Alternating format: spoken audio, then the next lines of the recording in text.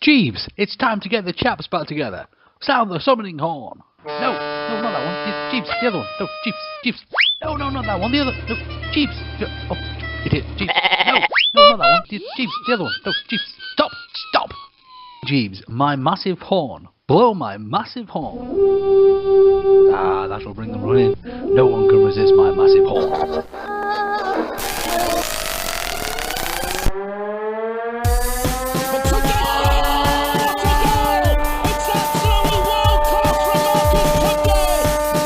Chance here, a great save by Turner from McClare.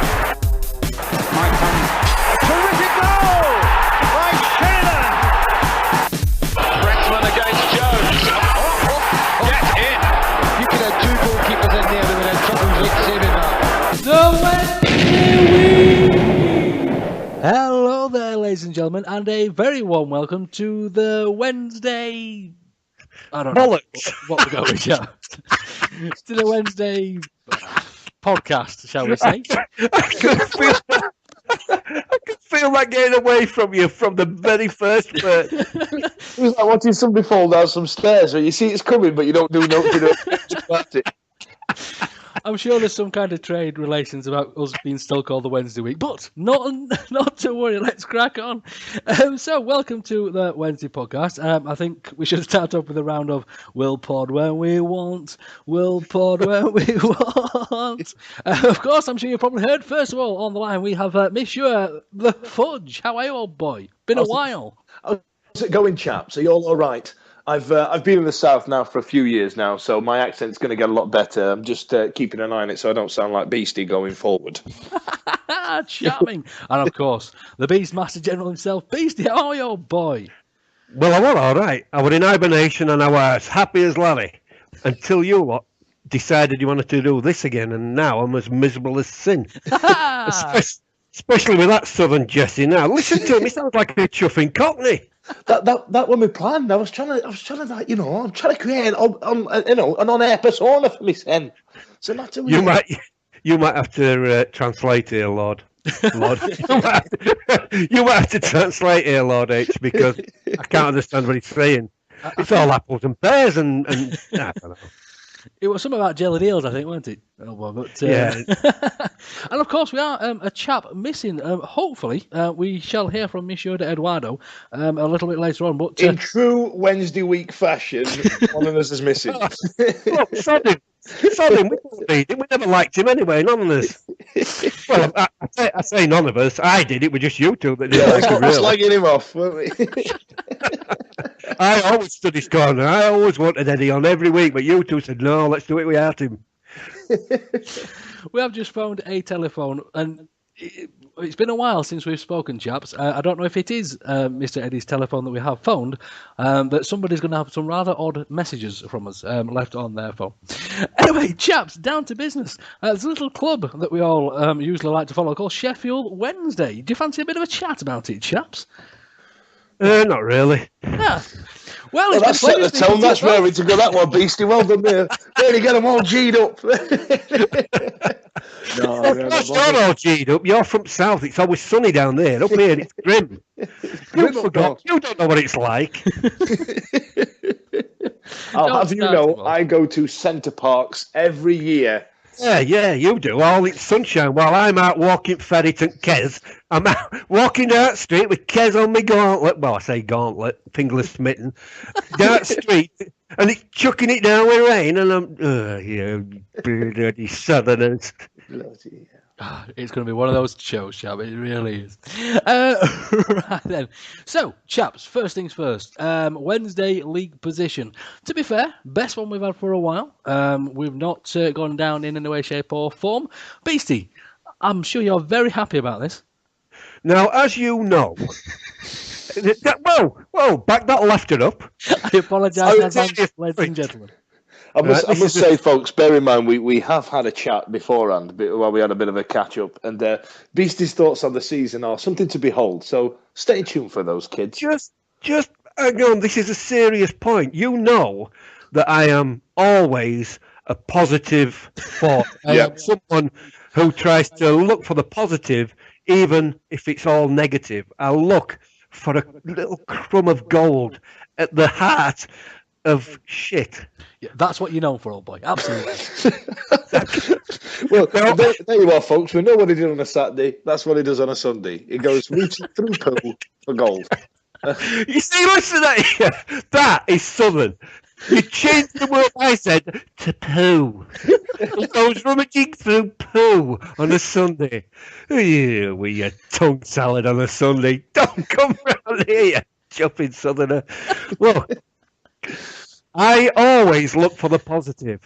However, that league position is misleading, I think. How many points are we above the position that we had when Dave... I keep calling him fucking Dave Allen.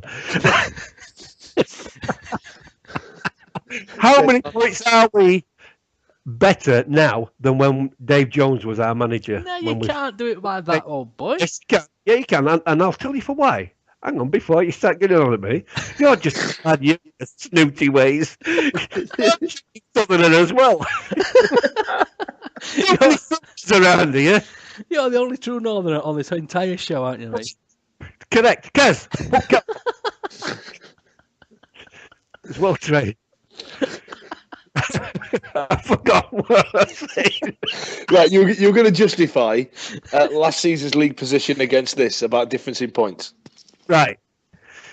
We are, 2-3 points better off than when Dave Allen. We are. Just to keep you informed, folks, Beastie has had 4 cancer stoners, and he'll be with you in a minute. Whoa, John Smith's only up here. Again. I can't believe it. Right, we are 2, maybe 3 points better off than when Dave Jones was our manager, and this division to me is just a bang average division. I don't think there's anybody outside the top 2 teams, Bournemouth and Watford, who are anything to shout about. I just think they're so bang average. You've got teams like Middlesbrough, Derby, Ipswich in top 6 or 7. They are absolutely awful, and we can't get up there. I don't disagree with you 100%, Beastie, because when you look at some of the leagues that have passed before, there's been some strong teams in the Championship, and I know the last couple of years we've sat here on this show and talked about how difficult the league is to get out of. This one was fair game for me when you see the lineup, because and like the most of the country, have sat there and gone, 1, who the bloody hell are Brentford, and 2, where the bloody hell is Brentford? Do you know what I mean? The fact that they've made it to the playoffs is, I think it goes to show just how open season it was this year. But I've never ever begrudged any team finishing in the top 6, because usually your top 6, or sometimes your top 6, 7, maybe 8, a fair way ahead of everybody else, and the rest of us are all scrapping it out, trying to finish above the drop zone. Yeah. Now, this year, I think we should have been up there and vying for that top 6 with the rest of them. But even on our budget? Yeah, I don't give a monkeys about budgets. I think it's down to our style of play, right? Stuart Vanilla sets his side out, right? He sets his side out to defend a 0-0. And every time they take to that pitch, that's it. We never, ever look like scoring. I sit there and their keeper, the opposition keeper, get deck chair out, newspaper, get a big fat one, a really big proper Sunday paper.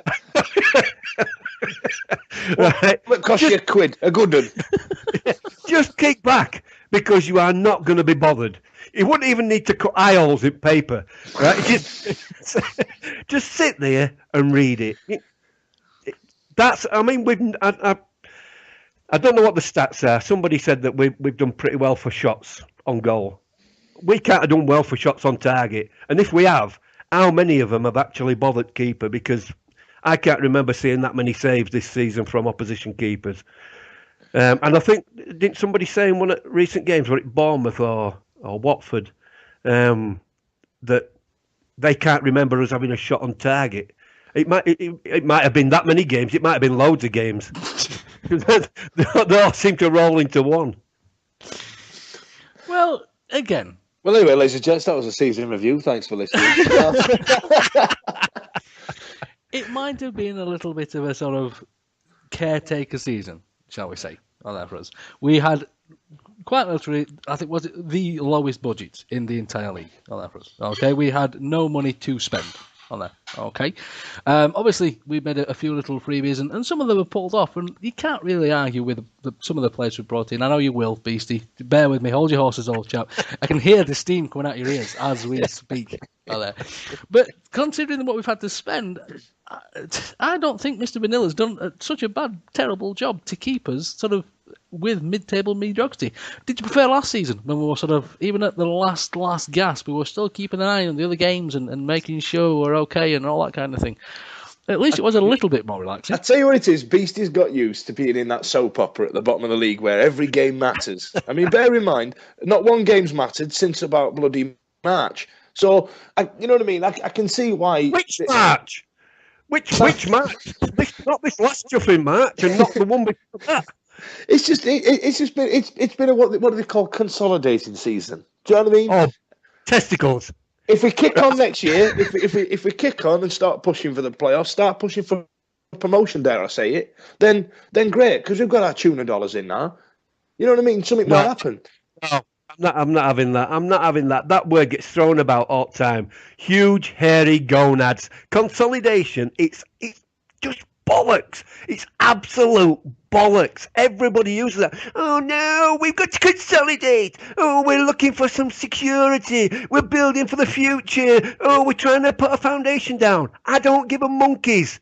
I don't give a monkeys. When we go out there and we don't look like scoring, when we go onto the pitch and nobody knows where the goal is, what the chuff do they do in training? What do they aim at? Because it ain't the chuffing goal. They stop letting the goals in, and you've got to stop them going in before you start scoring them. It's as easy as that, surely. Yeah. No, fine. I've no complaints with the defence, and considering that the defence has chopped and changed so much this season, I think they've done remarkably well. Even though some of the times I've no idea how they've managed to keep a blank sheet. Hang on a minute. You've just given some wonderful praise there, Beastie, and you have to put it with a caveat, don't you? Yeah. No, I'll tell you why. Because some of our defenders actually scare me. You know, Matok, he scares me. Dielna, he scares me. Zayati, he scares me. But throughout it all, you've had the linchpins, or two linchpins throughout this side, and that is Kieran Westwood stopping them at the back door, and then Tom Lees in front of him. And without those two, and Glenn Louvens early on its season, I don't know what we would have done.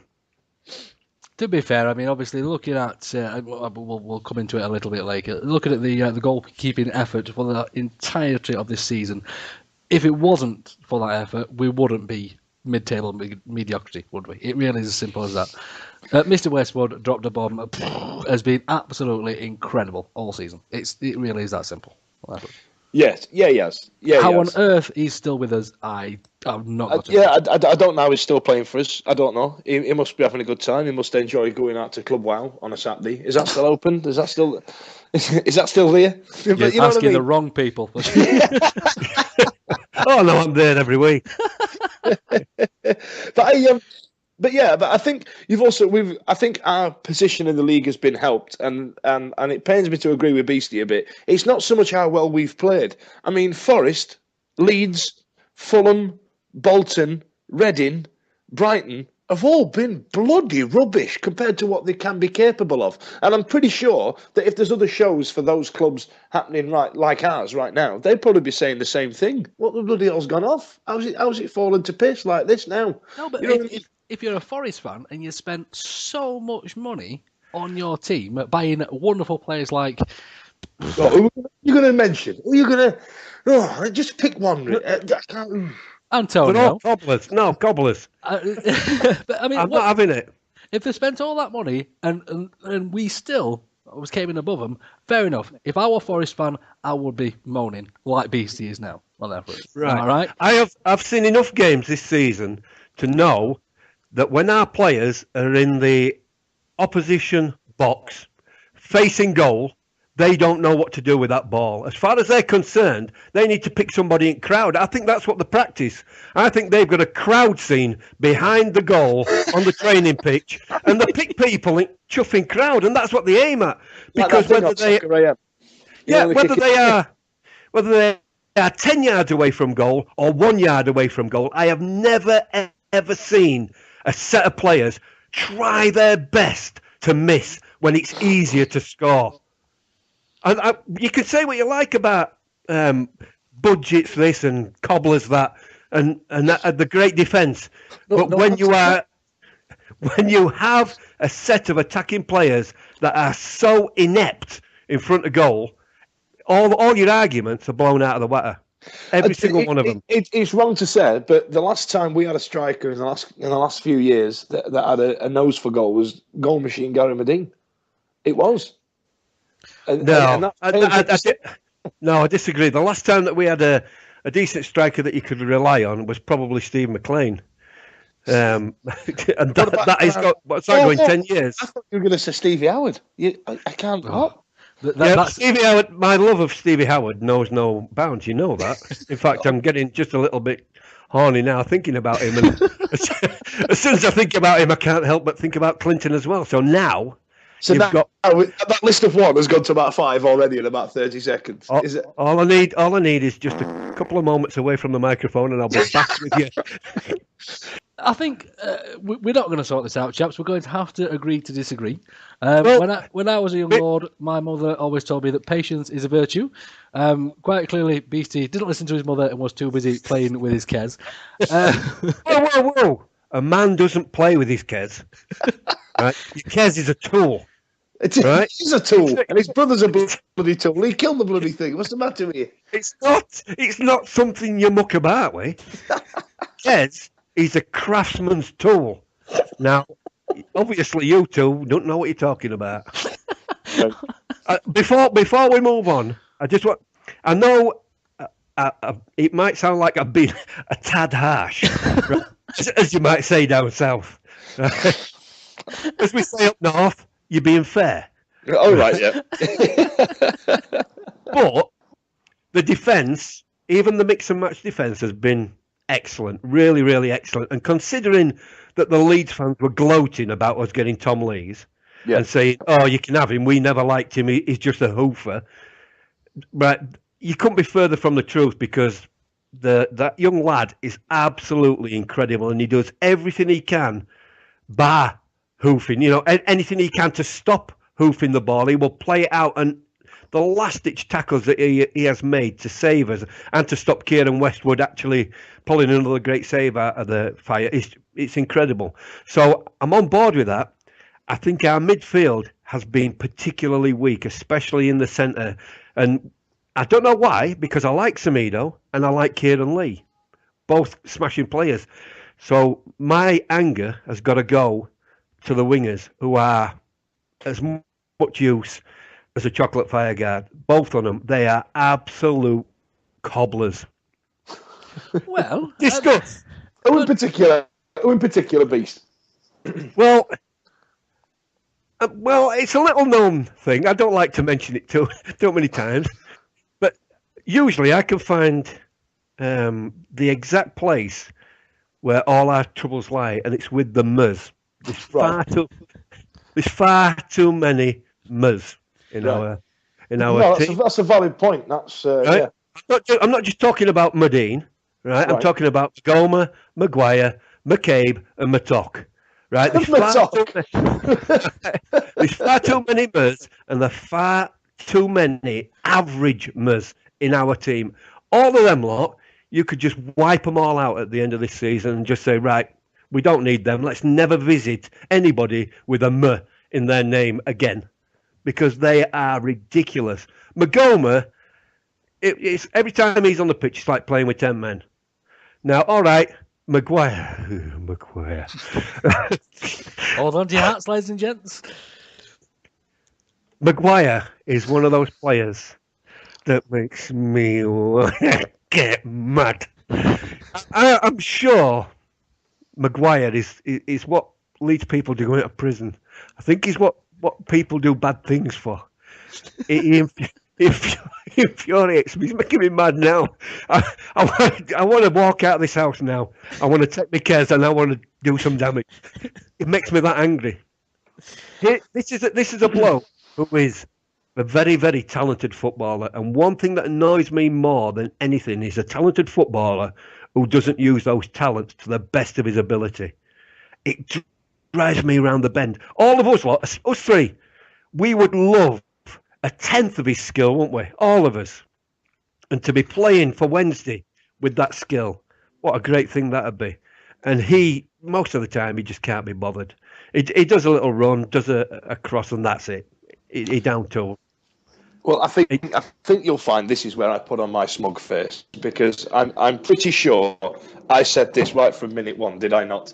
Did I not? Oh, you always do that, you.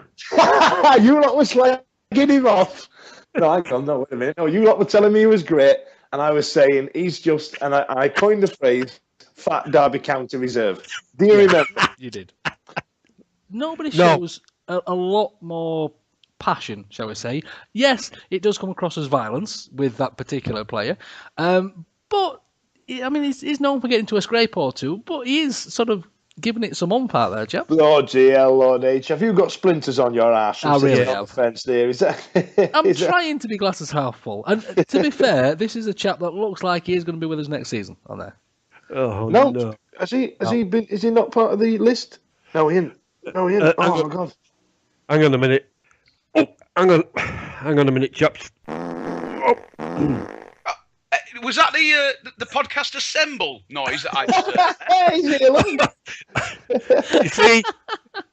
Oh, lads, honestly, I'm sorry I'm late. It seems like you've all got together first, but to be honest, I was just having a new Deso lawn put in at me home. So a Deso lawn, and I'm putting a massive giant swing in as well, just to be like Mr. Chansiri. So I apologise for my lack of appearance, but hey, I'm here now, and I assume I haven't missed anything, because generally we just talk rubbish anyway. So spot on. Should we crack on? Yeah. It's just joined us a good time, Ed. We were just about to talk about the retention list, and we also had a big point that anybody whose name begins with M something is no good, according to Beastie. So just hang on a minute. I need to clear the air before we go any further. Can I just say, Eddie, it's last great time you to cleared have the you air, back. Eddie appeared. Well, you never know who's going to appear next, do you? Genie. Let me read that list of names there. Giles Coke, Paul Corrie, Rafa Floro, Dejan Kalai, Gary Medin,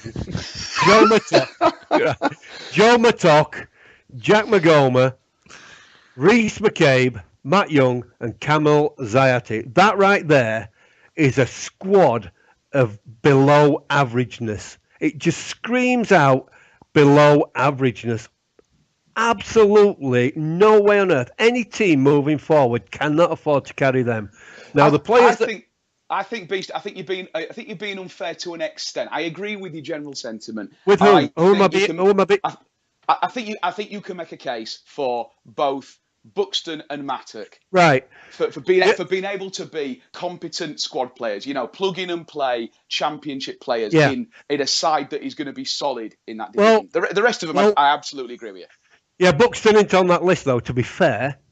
Right. Now, I didn't mention Buxton, but I disagree with you strongly about Mattock. I don't think he is anywhere near good enough. I think he's a little bit too rash. He's shown little flashes, but nowhere near enough. Now, Buxton is a different kettle of fish. I know Fudge has always disliked him, right? But I think he's been a good I've done player. very well keeping my gob shut through all this, by the way. I think, okay, you can make a case for Buxton, but the club is supposed to be moving forward. If they are moving forward, then a player who is as injury prone as Lewis Buxton needs to be moved on. I know it's hard, but he does. He needs to be moved on, and we need to get somebody in to replace him who's not going to be sick all the time. And I think that's the difference in this case, isn't it, Beast? It's that the decision, you have to take the tough decisions. That decision has been taken not based on Lewis Buxton's performance, not based on his commitment, not based on his attitude. It's based on the fact that he's going to be out for 20 games a season. Unfortunately, he is no longer the player that he needs to be. And I think it's also interesting that if we rewind 2 years to when we were doing this, I'm going to say regularly, when we're doing this regularly, and we used to say the same things about Semedo. Could he make that step up? Could he be a player that could be a leader at the right end of this division as opposed to in League One? I think it speaks volumes of Semedo as a character that he's been able to make that leap. And the second half of this season, he has been, an absolute cert to be on the team sheet when he's been available. I wanted to leave Semedo until last because there's a couple of other players that I wanted to mention, but seeing how we're talking about Semedo now, we might as well carry on. And that, for me, Semedo is an exemplary player. He is the sort of footballer that I think young footballers should be looking at. I think one or two of those names on that list that I read out have fallen by the wayside because of their off the pitch activities, shall we say. They're not concentrating on their game enough. Now, I think if you look at Semedo, to me, he is a model professional footballer, both on the pitch and off it. Gary Madine's travels, his misdemeanours have been well publicised. To me, he is everything that is wrong with a Sheffield Wednesday footballer at this moment in time. And on the opposite side of the coin to him is the wonderful Jose Semedo, who is everything that I hope footballers should be. He's the heart and soul of this squad, isn't he, Fudge? Yes, he is. And I know he's a fan favourite, but I might be a bit unpopular here.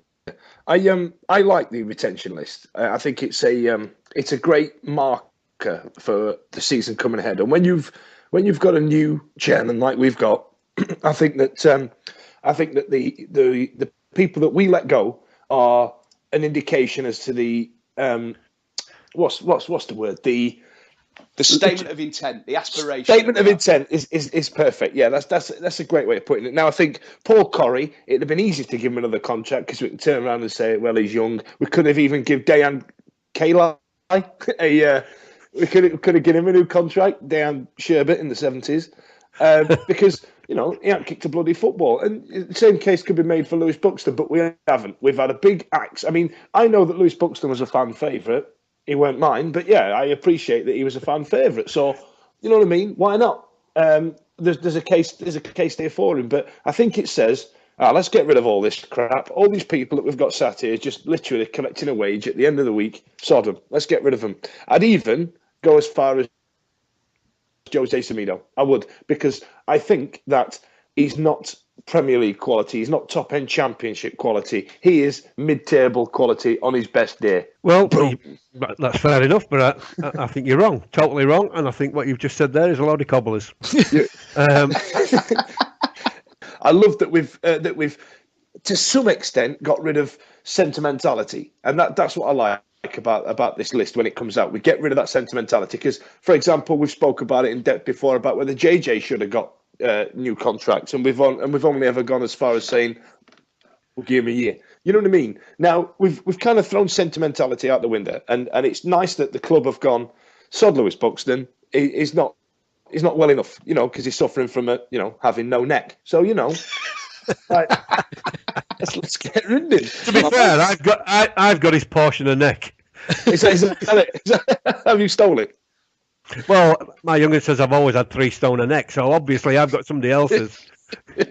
But Chris Kirkland, we've offered him a contract because, like I was saying when we were chatting before, that the fact that when we had Bywater and Kirkland, I thought we had 2 really capable Championship keepers, and then we've got in a better one. Yeah, and Bywater fell out the bottom of those 3, and we've still got 2 quality keepers, and I love that. I love that. That's the model that we need to be following. I think position by position. Yes, as we're aspiring to being at the top of this league, we've sat there, the end of this season, and we've seen McGugan really come into his own, and he has been, a couple of dodgy performances towards the end, but head and shoulders above. And actually, I've sat there and gone, you know what? we've been raving over Lewis McGugan. What we should be looking at Lewis McGugan as is that is now the minimum level that we expect for Sheffield Wednesday to sign for us to be competitive at the right end of this division. Lewis McGugan needs to be the sort of player that we're talking about the way that we're talking about Lewis Buxton now and Jose Semedo now. You know, Lewis McGugan needs to now be the hallmark, right? That's or the benchmark rather. My worry with Lewis McGugan, and I do love him. I've loved him since he was at Forest. He's a smashing player. At his best, he is head and shoulders above everybody else. But he is going to be another Maguire. He's just going to be one of those players that flatters to deceive. But we're looking to step up more than just that one level, aren't we, Beast? At the end of the day, we can't go from being the Sheffield Wednesday of this season to where Watford are now. You know, I think we still need to make that jump from having players that like Lewis McGugan, who are head and shoulders our best players, to having a position where the Lewis McGugans that we have in our club are standard. The standard, the absolute, the base, and we've got better players than that to go up from it. If you'd been here on time, Eddie, you would have heard me saying that we need to consolidate, and these two were saying, no, I'm not having consolidation, that we need to push on. But I tried to keep our feet firmly on the ground. Why? So I think we've just about managed to go through everybody on the list with that one question, which is fantastic. Now, is there anybody you think should have been on that list that isn't? Beastie, we know your feelings about a certain rather rotund Derby player, which is fine. We absolutely understand that. No need, calm yourself. You don't want me to underline my point about him again, then? No, I think you've made it perfectly clear there, Beastie. Right. Absolutely. You're a big fan. So well, I'd hate to be all Stuart Vanilla about it, you know what I mean? Is there anybody else that you feel should be on that list? Look, to be honest, the list is been generated by players who are out of contract. I don't see, other than being able to shop players around and move them on because other clubs want them, I can't imagine any of those players. There's any of those players who we could have had on a release list, or even cancel their contract, something like that. Helan, I don't really think that he's the answer to many of our questions. Dilma. I think across it's Claude Dilma. Yeah, well, exactly. These are the players that we currently have under contract. It makes no sense to get rid of them. You'd expect them to now be bit part players. We look at the side that we're building, and let's be honest, if we're aiming to get to where we want to get to, of this current squad, you're probably looking at the goalkeeper, the two centre-backs, and you could probably make an argument for two or three more, but not much more than that. So we are in a real big rebuilding process, but we still need bodies enough to put a squad together. So, let's stick with who we've got now and use them as the Paul Corries and the Rafa Floros of next year, not to put too fine a point on it, and build a team that is going to displace them as the first 11. Let me ask this then. Do you think we should be looking at players to bring back of the quality of Will Keane? Again, Will Keane, I would have as a baseline player. I think we should be looking to sign the likes of the Will Keanes and the Sam Hutchinsons as players. Whoa! Sam Hutchinson.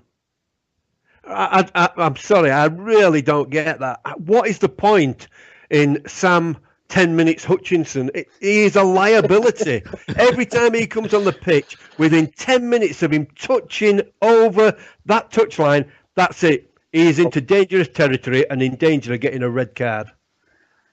I think, and I'm going to stick my neck out, which is considerably less weighty than yours, Beast. I'm going to stick my neck out and suggest that Sam Hutchinson is going to come back next season and be a completely different player. I think we'll see a transformation in his performance on the pitch and the contribution he can make, but also his attitude, in the same way that we saw Semedo go away, have a look at himself and do what he needed to do to come back stronger. I think Sam Hutchinson has got such scary natural talent that it would be completely foolish to write him off because of a combination of bad luck and bad judgment. Let's be honest.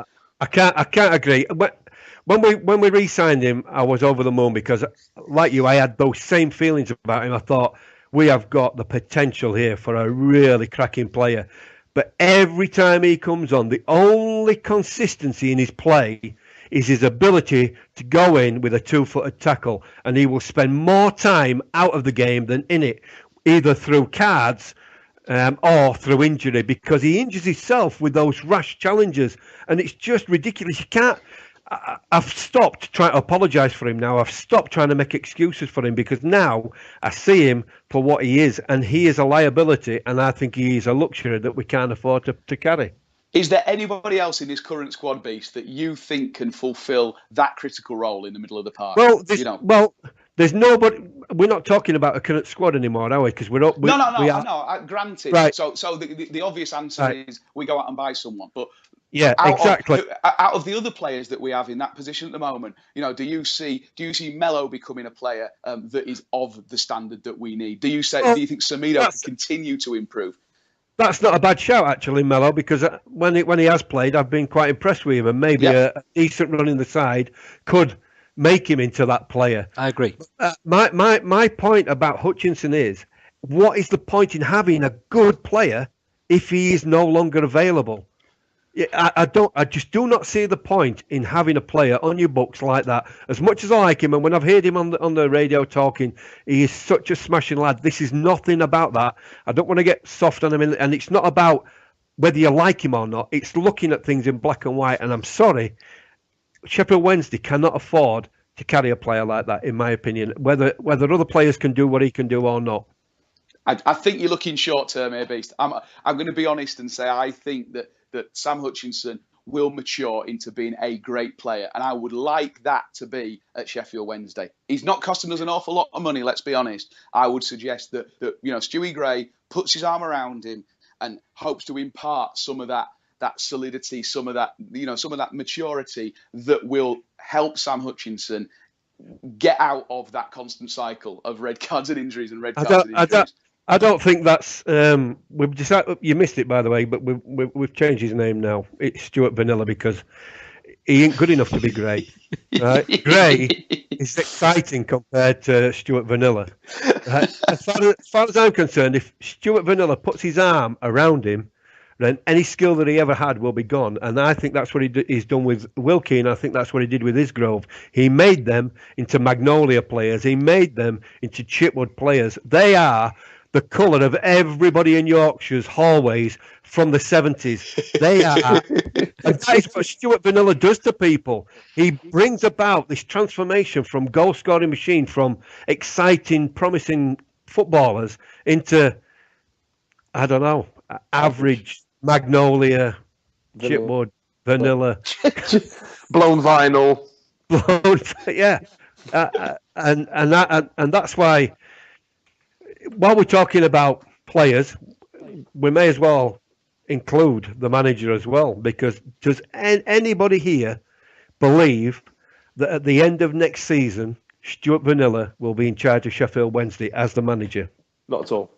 Is this a structure thing though? Is it right? So the answer to this question, in the old money style of a football manager having complete control over a football club, Stuart Gray would definitely not be here this time next year. However, we now have a sea change, a structural sea change at our club that means that Stuart Gray, despite the fact he's still head coach, etc., make no doubts about it, he has effectively had a relegation in position. He has had, three men come in above him effectively in the last month. And do I think that's a bad decision? No, I actually agree with the change that we needed as far as structure is concerned. I wonder whether, given that he's now going to be effectively solely the coach, as he was before, are we going to see a resurgence in his fortunes? Are we going to see something slightly different from him? Because I would suggest that playing style, whether it's exciting or whether it's very, very cautious as it has been, if we don't get the results, Stuart Gray will be leaving. Look, you can give it whatever title you want, but since we've had a change of owner at the club, he has brought one more staff personnel in every month. What's he been here? 3 months. Yeah. So this time next year, there's going to be a hell of a committee there. And Stuart Gray, how far down line is Stuart Gray going to be? Fudge and Lord H have been calling him Stuart Vanilla. But they've been slagging him off. But he is a smashing bloke. And when he's on the radio, he talks common sense, usually. Unlike a lot of managers that we've had in the past. I like him a lot. The players seem to like him a lot. But that might be part of the problem, because I think the players are underachieving. And maybe they need something more than that. I'll tell you what we've got. I think what we've got the danger of is that we've got this this new chairman coming in, and obviously fans are going to get excited about it. Now, in the past, when we've got, let's say, a big name in the hot seat, I mean, in terms of our level, when we went down, we got Paul Jewell, that died on its ass. Dave Jones turned out not to be the man we thought he would be. Even Mego. Do you know what I mean? They're quite largish names to put in a hot seat at Sheffield Wednesday. Now, bear in mind, Stuart Gray has managed to get us at the highest position we've had in a few years, since about 2008, 2009. So, you know what I mean? Why it's not working, this new hierarchy, and I quite like the way that we've managed to keep up with the Joneses, as it were. I mean, we forget that Alex Ferguson at one point as a director of football, because it's not like the olden days. It's not like where Brian Clough was in charge and he could just do everything that he wanted across the club. There are things that you need a coach now, and you need somebody with the money, because that's the way the game is. And I love that. I love that we've caught up with the world. I think it's great. Now, if Stuart Gray manages to keep the players fit and in check and manages to keep the dressing room, then I'm behind it. Do I think he's going to be there at the end of the season? I don't. I'd agree with that, Fudge. Who is it that's going to be in charge of tactics? It's going to be Stuart Gray, innit? None of the others, where their jobs are, they're not going to decide who's playing and what the formation is and what the tactics are going to be. It's going to be Stuart Gray. And if his tactics are anything like this last season, there is absolutely no way on earth that the fans will be happy to accept another season of that. What I would want from Adam Pearson, who's been there and done it, what I would want from Glenn Roeder, who's been there and done it, and what I would want from Chansiri as an owner, as someone whose entire job is to carry through a vision that's going to lead to success for this club, is to impose that will on Stuart Gray. If it's really all about Stuart Gray being defensive and cautious and him wanting to play very, very vanilla, dull football, I absolutely agree with you on how painful it's been to watch Wednesday at times this season. I think that he has to be told, because he's part of now a wider structure, and that structure should be able to dictate, Stuart, you're not going to play, one up top five in midfield, very, very cautious football, especially away from home. You're going to play it the way that we envisage playing it, and we're going to give you the players. They're the tools that are going to enable you to do that. And then we'll see. He'll live and die by that. It'd be crazy for us to sign a load of players who can get us into the Premier League based on a flowing attacking style of football, and then shoehorn them into Stuart Gray's system. It has to work from top to bottom. Let's hope. Now, all that's well and good, chaps, but we do need to get into the really important meat and veg of exactly... What's other people saying? No, forget about all that. The really important thing about this is, first of all, how much are we going to miss the scoreboard? Oh, that did seem important to everybody. I honestly shed a tear last day of the season. I shed a tear. It's been with us, hasn't it? For 20 years. It's been there giving us the information that we have needed throughout those match days, and information we didn't need, and especially details of Darbar's excellent offers. But no, since our glory days, who can forget the elephants, the "Ooh, it's a corner," the slightly retarded linesman who used to flag up, all of those things. I know we don't see them an awful lot now because everything's broken. It's still running off a BBC microcomputer, but still, that has been. Go on. And if they wanted to put the word nipples up there, it would actually say nittles. Exactly. And so so that's it. So there've been some great moments. There've been times when it was embarrassing. That scoreboard was emblematic of the decline of our club. That everywhere else we went, even tin pot clubs like Sheffield United, even they had a second-hand telly from Darlington. But our scoreboard. Wonderful time of the year. So our scoreboard went from being a pariah, something that we looked at and said, that is an example of what is wrong with this club, to just that glorious day in May 3 years ago today when it blinked up, shush, tea, and then gave the news that Sheffield United were losing against Exeter. And that sends tingles down my spine. Wonderful time of the year. You're going to have to explain that one, Beastie, why are we singing that? Well, as every little child knows, there are two special days in every year. There's Christmas Day. Everybody knows that on Christmas Day it is a time of giving and a time of rejoicing. But also, May is also the time of giving, because May is playoff time. And we all know that when the Blades are in the playoffs, it is a most wonderful time of the year. It is a time of year when the Blades always give us what we want. How many times have they been in the playoffs, everybody? Is it seven times without winning? How many goals have they scored in those games? 0. In the final, 0. In the final, none. 0. Correct. So this is a time for rejoicing. This is the football fans' Christmas. This is a time when we hang up our Sheffield Wednesday stockings and the little Blade Pixie comes along and he fills it for us. And he makes us all happy. Because, what is it, chaps? It's the most wonderful time of the year. We should be in a choir.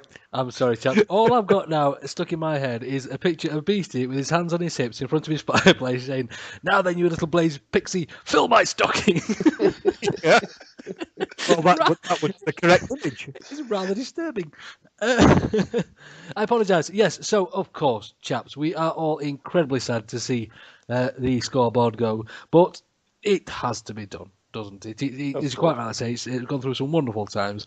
But again, I mean, this is, as you quite right said, the start of a new era. I mean, when we've been speaking about players and everything else, I mean, if our new tuner chap is going to stick in £1 million pitch in there for us, if we turn up with £100,000 players on £1 million pitch, the maths aren't there, are they? Yeah, that's it. I mean, clearly there's investment going into the club. Obviously, this is the investment that Milan couldn't do. Milan, absolute Wednesday legend, of course, absolutely. And he's done his job. He's kept us afloat where we needed to be. Beastie disagrees. We've had Mr. Vanilla in, keeping us steady. We're moving up.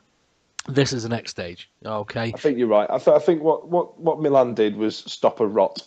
Yeah. And we now need to push on. Absolutely, and it really is that simple. No matter how much Beastie moans about it and his impatience and all the rest, I'm only kidding, Beastie. I love you lots, my old mate. As far as I'm concerned, it's all part of the problem. Milan is another one of the muzz, and he had to go. And now we've got to shut the final one. So to get rid of everybody with mu in the name, we can move forward. And to be quite simple, I mean, the only thing that Milan needed to do, as has been proved by the little finish of this season, is to bring in a Buddhist monk to just bless the place. We could have done that years ago. Yeah. If we'd have just thought about it, I mean, ridiculous. Honestly. It's so easy when you think about it. What we need is Eileen jewellery. Showing your age there for Joe boy. Right then, chaps. So let's have it. I mean, we'll put out a little question on Twitter asking people for, first of all, the game of the season. We're really split between two. We had the Rotherham at Rotherham game, which was just an incredible roller coaster of the last 10 minutes. The rest of it was pants.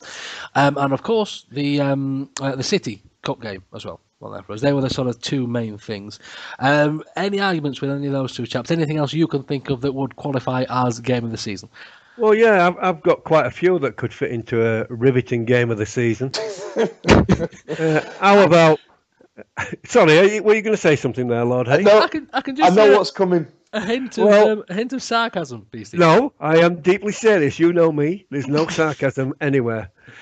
I want to put forward the 0-0 against Derby, and if you want to argue the point about that, okay, I'll argue the point for the 0-0 against Bolton. That was a rip snorter. How about the 0-0 against Brentford or the 0-0 against Norwich? They were also rip snorters. What about the 0-0 against Rotherham at home or the one the week later against Huddersfield? That were a right 0-0er. We have had far too many. Oh, hang on. Birmingham. No. Move all them out of the way. Birmingham, that were a proper 0-0. Oh, no, I take that back. Brighton. That were a proper 0-0. We have seen some of the worst football, some of the most mundane football, some of the most snooze-worthy magnolia, vanilla, grey, wood chip, flock wallpaper football of all time. It has been a complete snooze fest. If you want to pick a best game of the season out of that lot, fine. But it's going to be very easy because there were probably one game and the rest were just... if it ain't that Rotherham game, what is it? What do you say? What do you reckon, Eddie? I'm not going to divert too far from that opinion. Look, we've endured this season more than enjoyed it. It's been like 50 draws of grey. On general consensus, Rotherham give us something to shout about. Unlike Beastie and Eddie say, a proper snooze fest of a season. Mid-table mediocrity. Yes, I still believe it's a consolidation season. Don't get me wrong, Beastie. Let's not get carried away. But yeah, I think something to shout about like that, I'll take. Next on the list, chaps, we have goal of the season. Again, main contenders. We were looking at obviously Coke versus Brighton, first game of the season, absolutely corking goal. McGugan's versus Derby as well, and New Man City on there as well. Which, to be fair, the New Man City technically I thought was the best goal of the season. Discuss. The Man City one, I love that we were beating Man City for about an hour. I love that, especially they spanked us 7-0 the month before. I love that we were beating Man City for an hour just based on that. I enjoyed that. You know what I mean? That was a good feeling. Albeit, yeah, they beat us and an old man scored the winner. But I think, was it you, Beastie? Are you Frank Lampard in this guy? I wish I were. But yeah, I think I'd say McGugan. I've got a bit of a funny one actually because I'm like a bit of a confidence player and I'm a confidence fan as well. And I can remember Stevie May's first goal for us away at the Riverside early on in the season. Absolutely. We're 2-0 up against Borough, who looked to all intents and purposes then to be one of the powerhouses of the league. And there we were, absolutely putting them to the sword. And that was the moment where I thought, this could be our season. This could be one of those times where we somehow overachieved to the point where we actually achieved something.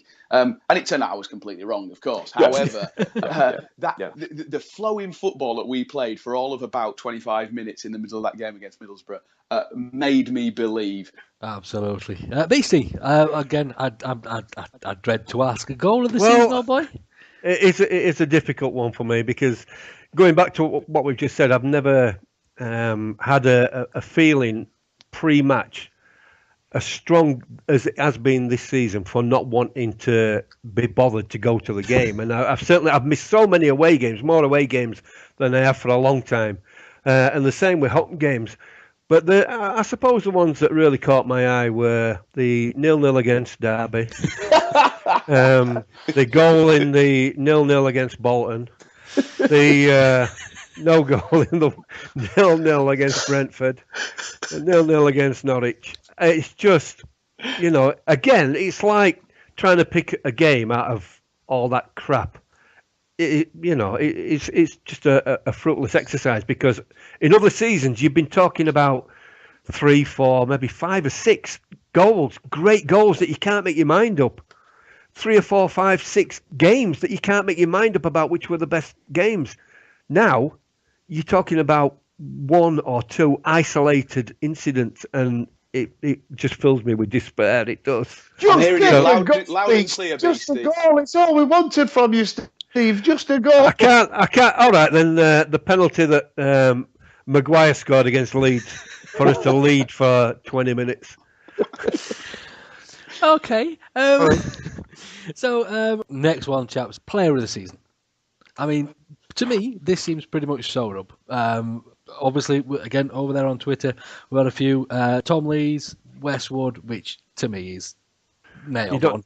I might You be don't need to absolutely wrong. look further than them two, do you? No, absolutely.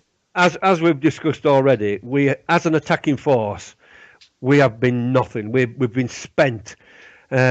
Stuart Vanilla does not know the meaning of attack. He doesn't. He trains his players not to know where. I think he camouflages that chuffing goal. There's absolutely no way that they would recognise the goal if it bit them on the arse, right? But that defence has been fantastic, and those two players right at the top of anybody's list. And if you look further than that, then you're an idiot, an absolute idiot. And I would put forward. I know everybody wants Kieran Westwood to get it, and that, I really couldn't argue against that. But I would say that Tom Lees should get the vote over all of them. Number one, he has stopped Kieran Westwood being more active, and number two, the fact that Leeds thought that they'd sold us a pup, and he is everything but a pup. He's fantastic, an absolutely incredible player. I thought he was great in the 0-0 against Huddersfield. The 0-0 against No, let's all sing, cheer ourselves up. It's the most wonderful time of the year. Oh, look, if you're not going to do it all together, then there really is no point. We're sucking the joy out of this wonderful time of year. It's what we call in showbiz terms. It sounds lovely at my end. Yeah, Lord H, did nobody go for Kieran Lee? there was a few Lee chants. I wanted to mention, once more, for old time's sake, Kizza Lee, because I don't think there's a player who could have such a time out from the first team as Kieran Lee had, come back and not only be like he hasn't missed a beat whatsoever, but come back and do exactly what Kieran Lee did to make us fall in love with him on this programme in the first place. So, honourable mention. Absolutely. Another good thing that I've noticed about Kizza Lee of late is that he's starting to get into the Glenn Whelan positions, which he wasn't doing when he first came into the team. Yes. And I've lost count of the number of times I've said we've been desperate for somebody of that ilk. But at the end of the day, it is just a good performance from him when you compare it to the other two. And it can be nothing else except a good performance compared to Tom Lees and Kieran Westwood. Mm-hmm. Look, let's be honest here. Kieran Westwood right now is a Premier League quality keeper. He's the only player that we have who you can reasonably make a case to say he could walk into a Premier League team now and hold his own. So, 106% of the vote or something he got, it was like something like Stalinist Russia, but he was absolutely deserved because he was just head and shoulders. He's the best player we've had at Sheffield Wednesday in a long, long time.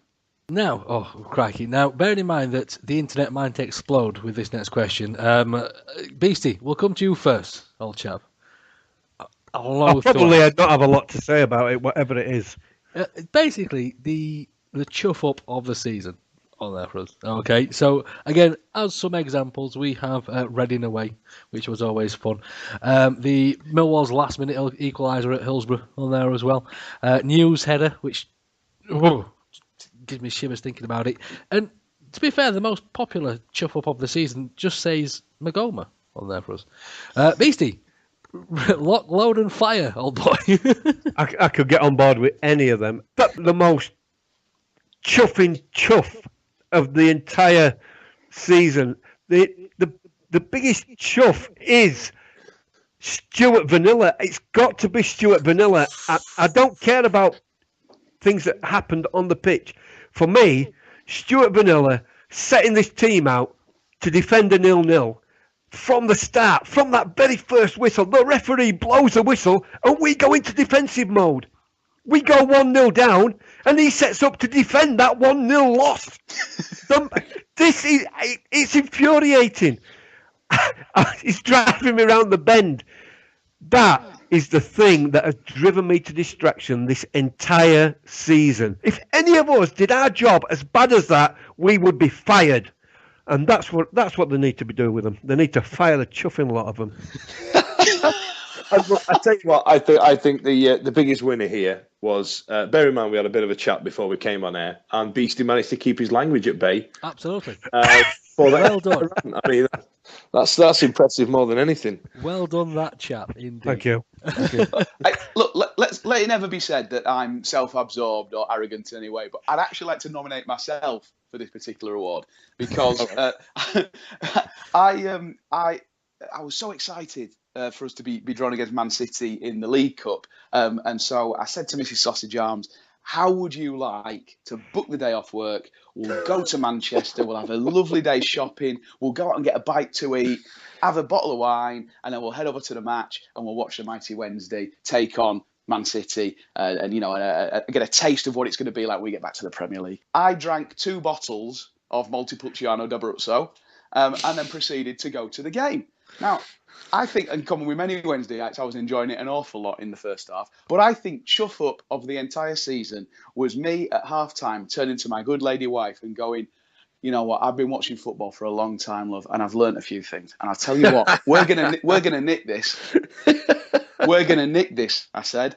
46 seconds after the restart, we went 1-0 down. And it only went worse from that point on. Wow. So I think chuff up of the year was me putting the mockers on us at half-time, having had a skinful of red wine at tea time, and us winding up 7-0 down. Eddie, congratulations. The award is yours. I were actually doffing my cap there because you said tea and not the L word or dinner when you meant tea. And I thought, kudos, this is a proper Yorkshireman. And then you start talking about Wine. drinking chuffing wine instead of Tizer. What the hell are you on? Wine instead of bottles of Oasis. It's North Yorkshire, this, boys. North Yorkshire. I'll tell you what, my one for the season, and I've got 2 and I can't pick it. One of them was putting actually betting against Sheffield Wednesday in my accumulator when we played Brentford, when we played Bournemouth, and when we played Watford. That cost me a lot of money. And you deserve that. Yeah, and I think the biggest chuffle, maybe even this could count as last season, but not charming the absolute pants off of Benica Phobie. He played for us last year. Why couldn't we get him again? We're normally good at reloaning players now. Because what happened when he played for us was Stuart Vanilla put his arm around him and with his cloak of mediocrity, he sucked the skill out of him.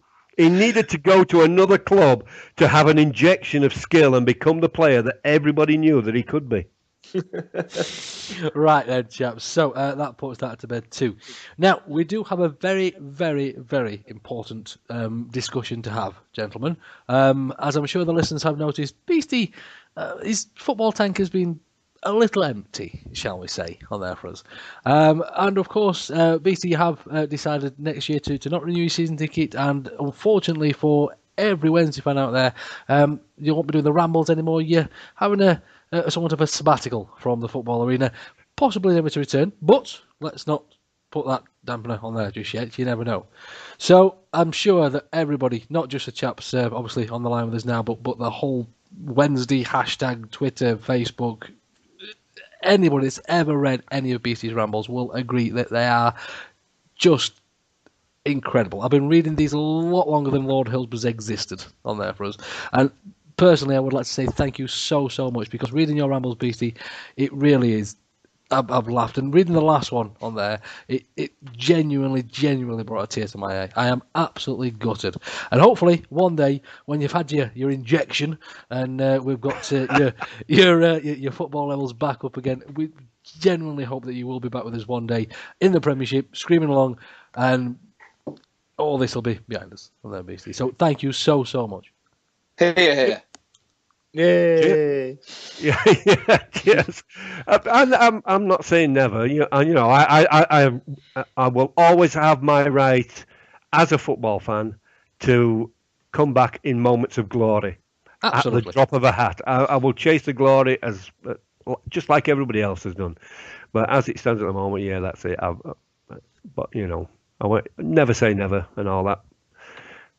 Absolutely. And just to sort of slide it in, you might have seen it earlier on the week on Twitter. We're going to pop a little bit of Beastie sort of best bits, a little bit of a remix that we've done, just to remind you all of what a disgusting little fellow he is, actually. Beastie, you're an animal. There were legs and feet everywhere. I gave it a tongue in, gave it a tongue in, gave it a tongue in, gave it a tongue in, gave it a tongue in, I gave it a tongue in. She had it big style. Big style. Drop my fruit bag, I dropped my fruit bag, it was that good. I dropped my fruit bag.